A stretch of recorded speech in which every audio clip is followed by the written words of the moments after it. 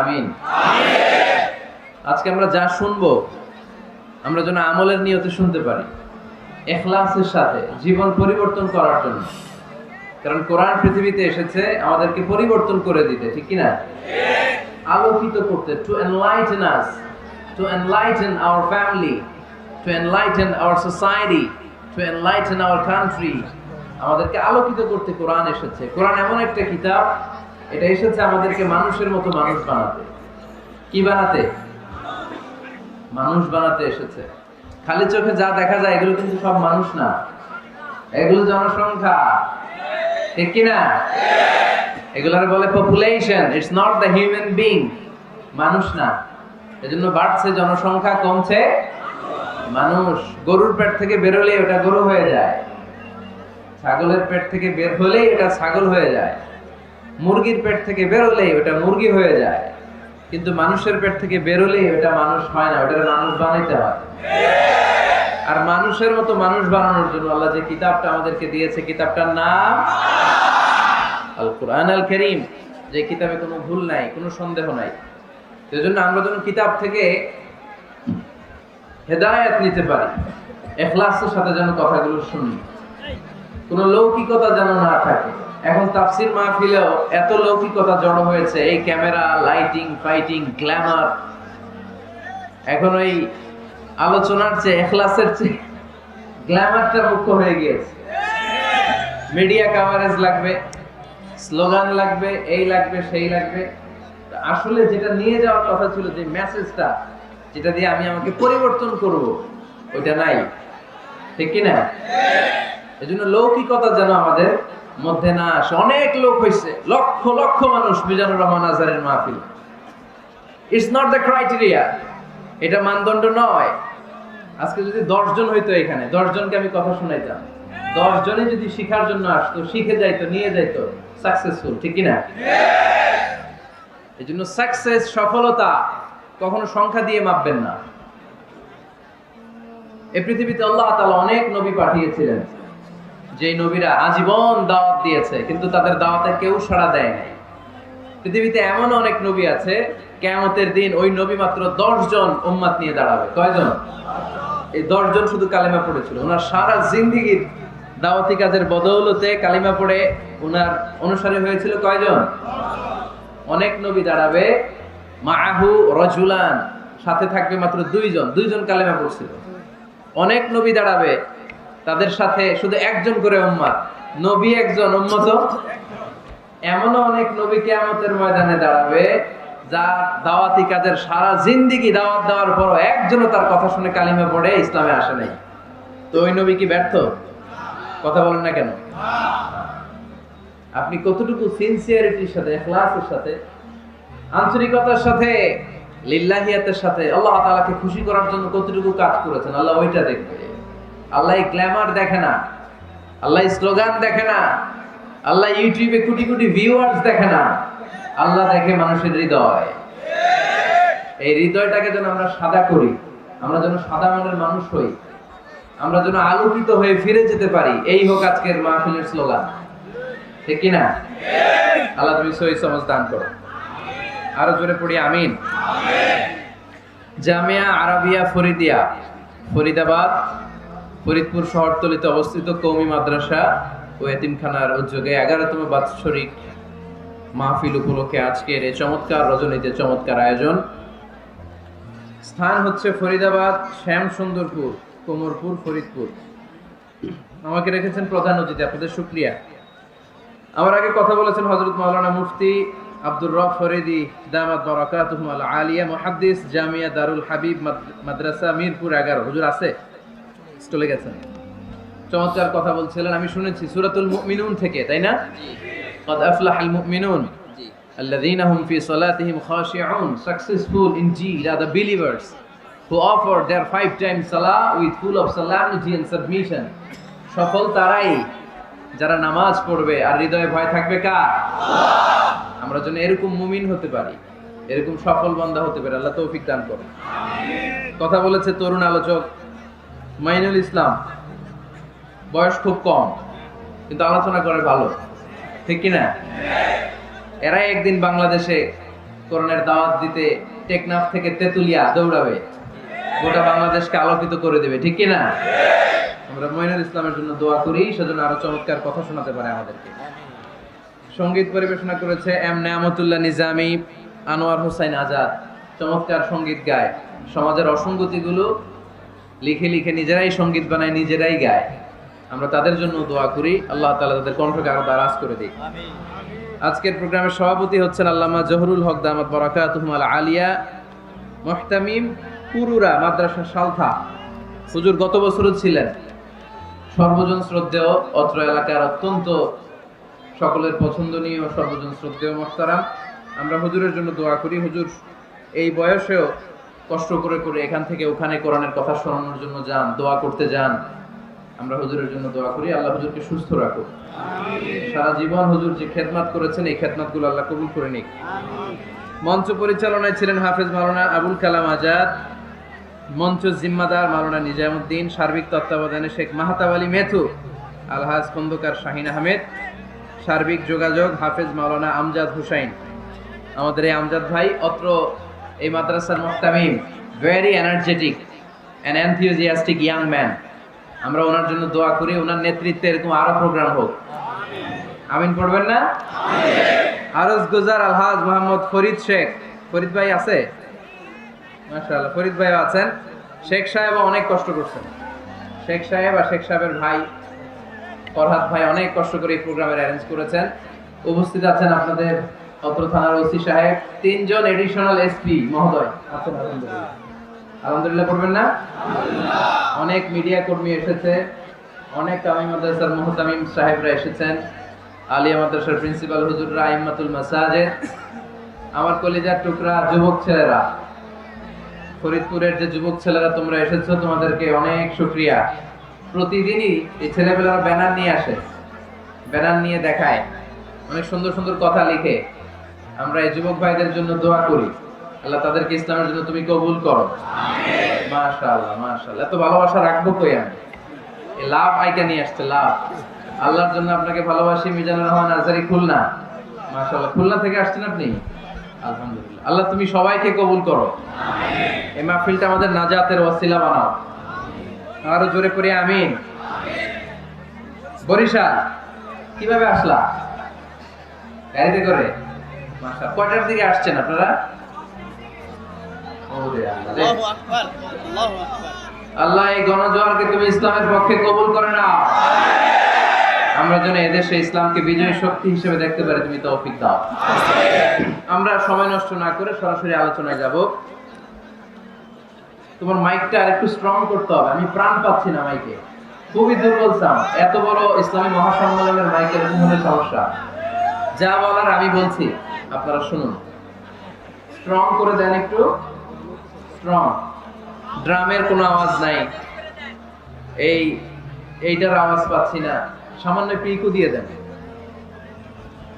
আমি সূরাতু আল ফাতহ থেকে 29 নম্বর আয়াত তেলাওয়াত করেছি, যেখানে আল্লাহ তাআলা সাহাবীদের কিছু গুণাবলীর কথা উল্লেখ করেছেন। আজকের এই রজনীতে আমরা সাহাবীদের জীবনী থেকে কিছু কথা শুনবো, ইনশাআল্লাহ। পড়েন, কারণ সাহাবীরাই হচ্ছে আমাদের অনুপ্রেরণা। they are our spirit, they are our model, they are our real superheroes, they are our real inspiration, ঠিক কি না? সাইয়েদনা আবু বকর, সাইয়েদনা ওমর ফারুক, সাইয়েদনা আলী রাদিয়াল্লাহু তাআলা আনহু, উসমান যুন্নুরাইন, এরা আমাদের মডেল, ঠিক কি না? নাকি সালমান খান আমাদের মডেল? আমির খান? কোন খেলোয়াড়, নায়ক, নায়িকা, গায়ক, গায়িকা? আমাদের মডেল হচ্ছে বিশ্বনবী আর সাহাবারা। আওয়াজ করে বলতে হবে, ঠিক কি না? এজন্য রব্বুল আলামিন বলেন, মুহাম্মাদুর রাসূলুল্লাহি ওয়াল্লাযীনা মাআহু আশিদ্দাউ আলাল কুফফারি রুহামাউ বাইনাহুম। মুহাম্মদ হলো আল্লাহর রাসূল, আর মুহাম্মদ সাল্লাল্লাহু আলাইহি ওয়াসাল্লামের সাথে যারা থাকে তারা কাফেরদের ব্যাপারে বজ্র কঠোর, মুমিনদের ব্যাপারে পুষ্পকোমল। সুবহানাল্লাহ পড়েন। মুহাম্মদ সাল্লাল্লাহু আলাইহি ওয়াসাল্লাম হচ্ছেন আল্লাহর রাসূল, আর মুহাম্মদ সাল্লাল্লাহু আলাইহি ওয়াসাল্লামের সাথে যারা থাকে মানে সাহাবারা আশিদ্দাউ আলাল কুফার, তারা কাফেরদের ব্যাপারে বজ্র কঠোর, রহমাউ বাইনাহুম, কিন্তু নিজেরা পুষ্পকোমল। সুবহানাল্লাহ পড়েন। আমরা হয়ে গেছি উল্টা, আমরা নিজেরা বজ্র কঠোর, ঠিক কি না? সাহাবারা হচ্ছেন কাফেরদের ব্যাপারে বজ্র কঠোর। পাখা পাওয়া যায় নাই, পাখা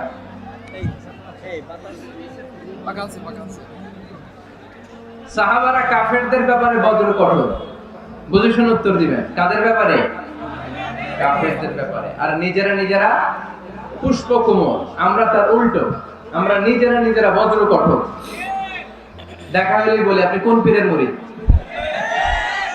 দেখা হইলে শুরুতেই বলে আপনি কোন দল করেন, আছে না নাই? আর কাফের ফতুয়া তো বলে লাভ নাই, আছে না নাই? আচ্ছা ভাই আমরা সবাই ভাই। ইন্নামাল মুমিনুনা ইখওয়া ফাসলিহু বাইনা আখাওয়াইকুম, আমরা যে ভাই এটা আমরা ভুলে গেছি। যেখানে ইসলাম আমাদেরকে শিখায় হিন্দু তোমার ভাই, খ্রিস্টানও আমার ভাই, নাস্তিকগুলোও আমার ভাই, ঠিক কি না? ভ্রাতৃত্ব তিন ধরনের, একটা হচ্ছে উখুয়া আন-নাসাবিয়া, ব্লাড কানেকশনের ভাই, যেমন আমার মায়ের পেটের ভাই, সে উখুয়া নাসাবিয়া, আমার আপন ভাই, ঠিক কি না? দুই নম্বর ক্যাটাগরি হচ্ছে আমরা এখানে যারা আছি, এটাকে বলে আল উখুয়া আদ-দীনিয়া, দ্বীনি ভাই। আমরা একে অপরের কি ভাই? আমরা কেউ কাউকে চিনি এখানে? কোনো আত্মীয়তার সম্পর্ক আছে? ব্লাড কানেকশন আছে? কিন্তু আমরা ভাই। আমার ভাইয়ের কিছু হলে আমার কষ্ট লাগে, ঠিক কি না? ফিলিস্তিনে আমার ভাইয়ের গায়ে আঘাত লাগলে আমার হৃদয়ে আগুন জ্বলে যায়, ঠিক কি না? আমার রোহিঙ্গা ভাইদেরকে যখন 1 মিলিয়ন রোহিঙ্গাকে যখন নিজ ভিটে মাটি ছাড়া করা হয়েছে, আমরা এটা সহ্য করতে পারি নাই, আমাদের রক্তক্ষরণ হয়েছে, জোরে বলেন ঠিক কি না?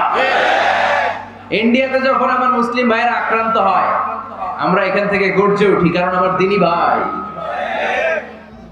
তিন নম্বর ভ্রাতৃত্বের ক্যাটাগরি হচ্ছে আল উখুয়া আল ইনসানিয়া, হিউম্যানিটেরিয়ান রিলিজিয়ন, মানবিক দিক থেকে ভাই।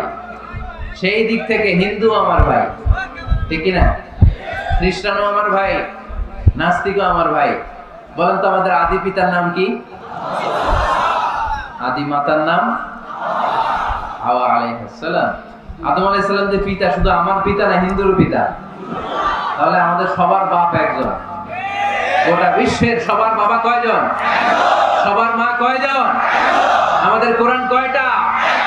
আমাদের প্রভু এক নবীর উম্মাহ, জীবন বিধানে ওই শিবানী কোরআন। তবে কেন এক নও হে মুসলমান, এক হও করিয়া আহ্বান। বাইতুল্লাহ মদিনা শরীফ, উহুদ পাহাড়, বদরের মাঠে, ঠিক কি না? বাইতুল্লাহ মদিনা শরীফ, উহুদ পাহাড়, বদরের মাঠে। একটা তো জীবন মরণ যে একটাই, একে সাথে মিলে মিশে একটাই প্রাণ। তবে কেন এক নও হে মুসলমান, এক হও করিয়া আহ্বান। পড়েন আমিন। আমরা এক সুতোয় গাঁথা, এই গোটা মানব সভ্যতার শিকড় এক জায়গায়, আদম আর হাওয়া। তার মানে সবাই ভাই ভাই, চিল্লায় বলেন ঠিক কি না? এই ভেদাভেদ আমরা করেছি, বিভেদের প্রাচীর আমরা বানিয়েছি। তুই কালো আমি সাদা, আমরা বানিয়েছি তুই ব্রাহ্মণ আমি শূদ্র, আমরা বানিয়েছি তুই আরব আমি অনারব। আল্লাহর কাছে কোনো পার্থক্য নাই, সব আল্লাহর গোলাম, চিল্লায় বলেন ঠিক কি না? এজন্য সাহাবাদের মধ্যে যে অভ্যাসটা ছিল, ট্র্যাডিশন ছিল, রহমাউ বাইনাহুম, নিজেরা পুষ্প কোমল, এক ভাই আরেক ভাইয়ের জন্য জীবন দিয়ে দিত।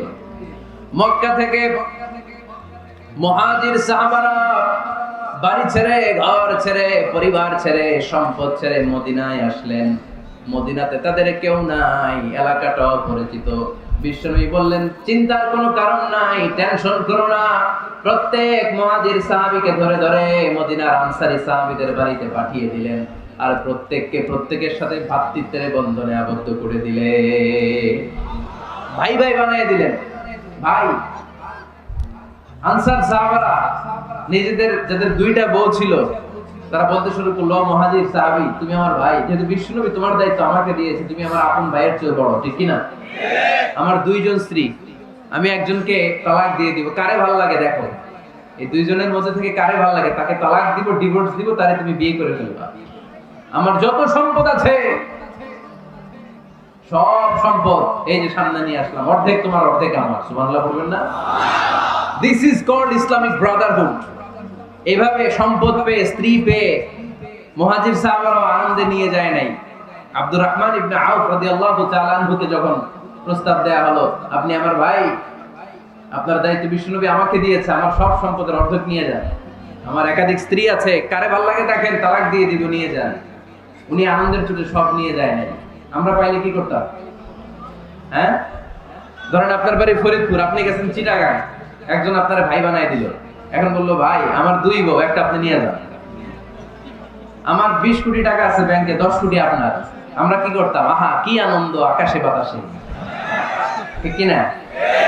আমরা তো মহা খুশি হয়ে যেতাম। আব্দুর রহমান ইবনে আউফ, হোয়াট ইজ দ্য পার্সোনালিটি, কি পার্সোনালিটি, ব্যক্তিত্ব তারা বিলং করতো।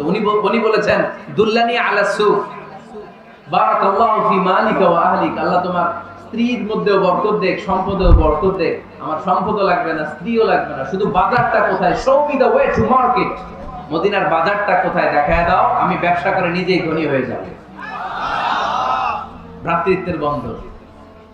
আশিদ্দাউ আলাল কুফার রহমাউ বাইনাহুম, সাহাবারা কাফেরদের সাথে বজ্র কঠোর, নিজেরা পুষ্পকোমল, আর আমরা নিজেরা বলেন বজ্র কঠোর।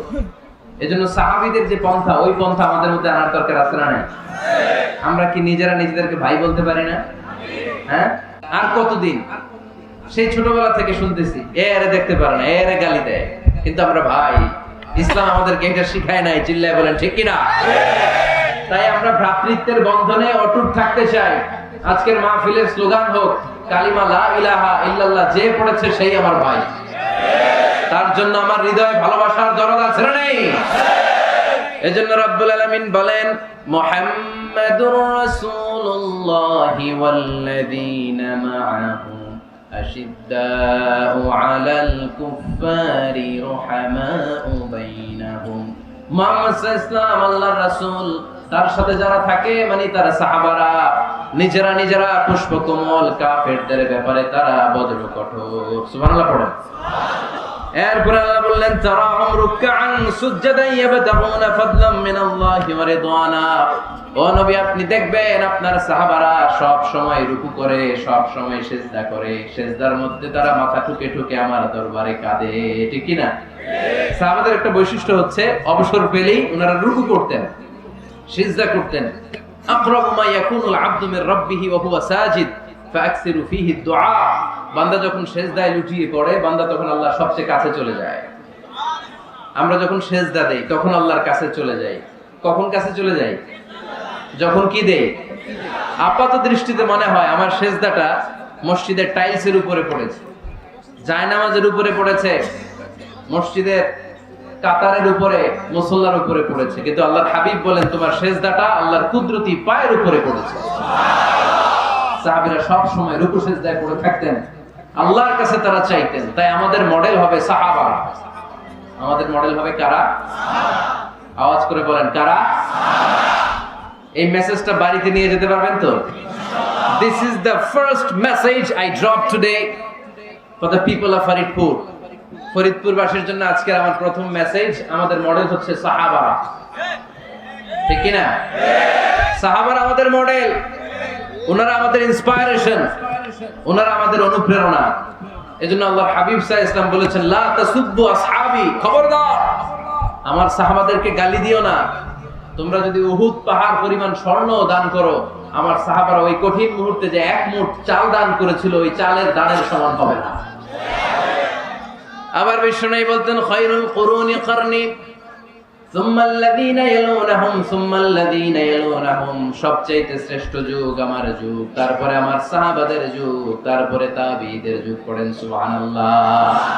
সবচেয়ে শ্রেষ্ঠ যুগ হচ্ছে সাহাবাদের যুগ, নাকি এখন প্লেন আবিষ্কার হয়েছে, রকেট আবিষ্কার হয়েছে, মডার্ন টেকনোলজি সব আমাদের হাতে, এজন্য এই যুগটা শ্রেষ্ঠ নাকি? না, আল্লাহর হাবিব সাল্লাল্লাহু আলাইহি ওয়াসাল্লাম বলেছেন সাহাবাদের যুগটা হচ্ছে গোটা দুনিয়া যত যুগ এই পৃথিবী দেখেছে সবচেয়ে শ্রেষ্ঠ যুগ হচ্ছে সাহাবাদের যুগ। চিল্লায় বলেন ঠিক কিনা? আবার আল্লাহ বললেন রাদিয়াল্লাহু তাআলা আন, রব্বুল আলামিন দুনিয়ার কোন গোষ্ঠীর ব্যাপারে, দুনিয়ার কোন জাতির ব্যাপারে, দুনিয়ার কোন মানুষদের ব্যাপারে রিদওয়ানুল্লাহ আল্লাহর সন্তুষ্টির কথাটা বলেন নাই, শুধু বলেছেন কেবলমাত্র সাহাবাদের জন্য। সুবহানাল্লাহ পড়া। এজন্য সাহাবাদের নাম শুনলে কি পড়তে হয়? আমি যদি পড়ি আবু বকর, এরপরে কি পড়বেন? যদি পড়ি ওমর, যদি পড়ি আলী, যদি পড়ি উসমান রাদিয়াল্লাহু তাআলা আনহু, আল্লাহ তাআলা আমাদের উপর খুশি হয়েছেন, ঠিক কি না? এজন্য সাহাবারা আমাদের মডেল। আজকে আমরা সাহাবাদের জীবন চরিত্র সম্পর্কে কিছু জানার চেষ্টা করব এবং সেই জীবনের আলোকে আমাদের জীবনকে আলোকিত করতে চেষ্টা করব ইনশাআল্লাহ। পড়ে সবার মনোযোগ আছে তো? আজকে আমরা সাইয়েদনা ওমর ফারুকের বায়োগ্রাফি সম্পর্কে জানবো। ওমর ফারুক রাদিয়াল্লাহু তাআলা আনহু, the super hero of this উম্মাহ। এই উম্মার সুপার হিরো তিনি, ঠিক কি না? ওনার মুখের আগে লাঠি চলতে বেশি। সুবহানাল্লাহ পড়বেন না? মাঝে মাঝে লাঠি চালানোর দরকার আছে না নাই? সাইয়েদনা ওমর ফারুক আমাদের জন্য অনুপ্রেরণা। He is the real super hero of Muslim উম্মাহ। তিনি এই উম্মার রিয়েল সুপার হিরো। এজন্য ওনার জীবনী থেকে আমরা কিছু শিক্ষা নেওয়ার চেষ্টা করব ইনশাআল্লাহ। পড়ে সাইয়েদনা ওমর ফারুক কিভাবে ইসলাম ধর্ম গ্রহণ করলেন, কিভাবে বিশ্বনবীর প্রাণের কলিজার টুকরা হলেন, এটা দিয়ে আমরা শুরু করি। আল্লাহ তাআলা সাইয়েদনা ওমর ফারুকের হৃদয়ের মধ্যে 3টা ধাক্কা মেরেছেন, ঈমানের ধাক্কা। আওয়াজ করে বলতে হবে কয়টা? জোরে বলেন তো কয়টা? 3টা ঈমানি ধাক্কা। এক হচ্ছে বিশ্বনবীর দোয়ার ধাক্কা, এক কি? দোয়ার ধাক্কা। 2 হচ্ছে সূরা হাক্কা দিয়ে দিয়েছেন আল্লাহ এক ধাক্কা। সুবহানাল্লাহ পড়বেন না? 3 হচ্ছে সূরাতু তাহা দিয়ে আল্লাহ দিয়েছেন আরেকটা ধাক্কা। এই 3টা ঈমানি ধাক্কা যখন সাইয়েদনা ওমর ফারুকের হৃদয়ে লাগলো, উনি পড়তে আরম্ভ করেছেন আশহাদু আল্লা ইলাহা ইল্লাল্লাহ ওয়া আশহাদু আন্না মুহাম্মাদান আবদুহু ওয়া রাসূলুহু। চিল্লায়ে পড়েন আল্লাহু আকবার। বিশ্বনবী মক্কায় বসে বসে তাহাজ্জুদের সালাত পড়ে আল্লাহর কাছে দোয়া করলেন, আল্লাহ আল্লাহুম্মা আইজ্জাল ইসলাম বিআহাব্বির রাজুলাইনি ইলাইক। ও আল্লাহ, 2 জন লোকের নাম বলবো, 2 জনের দরকার নেই, এই 2 জনের একজনকে আপনি ইসলামের সুশীতল ছায়া তলে এনে ইসলামকে বিজয় দান করে দেন। মুহূর্তের মধ্যে দোয়াটা কবুল করে নিয়েছে কে? আল্লাহ। বিশ্বনবী বললেন, আল্লাহ 2 জনের নাম বলবো আজকের দোয়ায়। আবি জাহল ইবনে হিশাম, হয়তো হিশামের বেটা আবু জাহেলকে আপনি ইসলামের ভিতরে নিয়ে আসেন, কিংবা ওমর ইবনুল খাত্তাব, খাত্তাবের বেটা ওমরকে আপনি ইসলামের ছায়া তলে নিয়ে আসেন। ওমর ফারুকের জন্য দোয়াটা কবুল করে নিয়েছে কে? আল্লাহ। মক্কার যে অবস্থা, আল্লাহর হাবিব সাল্লাল্লাহু আলাইহি ওয়াসাল্লাম বুঝলেন মক্কার এই 2 জনের একজন যদি আমার সাথে না থাকে তাহলে মক্কায় দাওয়াতি কাজ চালিয়ে যাওয়া যাবে না। আল্লাহ বললেন, আল্লাহ বেশি চাই না, এই 2 জনের একজন, হয় আবু জাহেল নয় ওমর, হয় আবু জাহেল নয় ওমর। বিশ্বনবী যখন দোয়া করলেন, এই দোয়ার একটা ঈমানি ধাক্কা, নূরানি ধাক্কা সাইয়েদনা ওমর ফারুকের হৃদয়কে স্পর্শ করে ফেলল। দোয়া ইজ লাইক এ মিসাইল। এই যে আমরা দোয়া করি, এটা মিসাইলের মতো। যুদ্ধে মিসাইল হামলা করে না? মিসাইল হামলা করার পরে এই মিসাইল লক্ষ্য বস্তুতে যে ভেদ করে, ঠিক কি না? তেমনি দোয়ার মতো যদি আপনি দোয়া করতে পারেন, আপনি যেই জন্য দোয়া করেছেন ঠিক ওই জায়গায় যে আপনার দোয়া স্পর্শ করে। সুবহানাল্লাহ পড়বেন না? বিশ্বনবীর দোয়ার মাধ্যমে প্রথমে সাইয়েদনা ওমর ফারুকের হৃদয়ে এক ধাক্কা লাগলো। 2 নম্বরে রব্বুল আলামিন সূরাতুল হাক্কা দিয়ে ওমর ফারুকের হৃদয়ের মধ্যে দিলেন এক ধাক্কা। পড়েন আল্লাহু আকবার। কোরআনের ভেতরে সূরাতুল হাক্কা নামে একটা সূরা আছে না নাই? আল হাক্কাতু মাল হাক্কা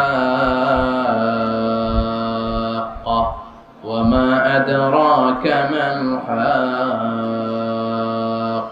পড়েন আল্লাহু আকবার। বিশ্বনবী যখন দোয়া করলেন, ওই দোয়া যখন সাইয়েদনা ওমর ফারুকের হৃদয়ে স্পর্শ করলো, সাইয়েদনা ওমর ফারুক সব সময় বিশ্বনবীরে ফলো করতে আরম্ভ করলেন। বিশ্বনবী ডানে গেলে লুকিয়ে লুকিয়ে ওমর ফারুক ডানে যায়, বিশ্বনবী বায়ে গেলে লুকিয়ে লুকিয়ে ওমরে ফারুক বায়ে যায়। বিশ্বনবী একবার মসজিদুল হারামে যে নামাজ পড়তে শুরু করলেন, ওমরে ফারুক তখন বিশ্বনবীর পিছু পিছু ছদ্মবেশে পেছন থেকে যে বিশ্বনবী কিভাবে নামাজ পড়ে দেখতে শুরু করলেন। বিশ্বনবী ইন দা মিন টাইম এশারা নামাজে আল হাক্কাতুমাল হাক্কা তেলাওয়াত শুরু করে দিলেন। আল হাক্কাতুমাল হাক্কা তেলাওয়াত শুরু করে দিলেন। তেলাওয়াত করতে করতে বিশ্বনবী যখন তেলাওয়াত করতেছে, ওমরে ফারুক এরকম দুলতেছে আর মজা পাচ্ছে। ওমিয়া বিশ্বনবীর কণ্ঠ বুঝি আমার মতো কণ্ঠ, আপনার মতো কণ্ঠ, আহমদ বিন ইউসুফের কণ্ঠ, আব্দুল বাসিতের কণ্ঠ না। বিশ্বনবীর গলায় যে কি সুরের ঝংকার আল্লাহ দিয়েছেন, কি সুরের লহরী আল্লাহ দিয়েছেন, একবার যে শুনতো পাগল হয়ে যেত। আল্লাহু আকবার। বিশ্বনবী সূরা হাক্কা মন্ত্রমুগ্ধ তেলাওয়াতে, মন্ত্রমুগ্ধ সুর দিয়ে, মন্ত্রমুগ্ধ কণ্ঠ দিয়ে তেলাওয়াত করতে লাগলেন। এশার সালাতে ওমরে ফারুক দুলতে লাগলেন। ওমরে ফারুক যত শুনেন অবাক হয়ে যায়, যত শুনেন অবাক।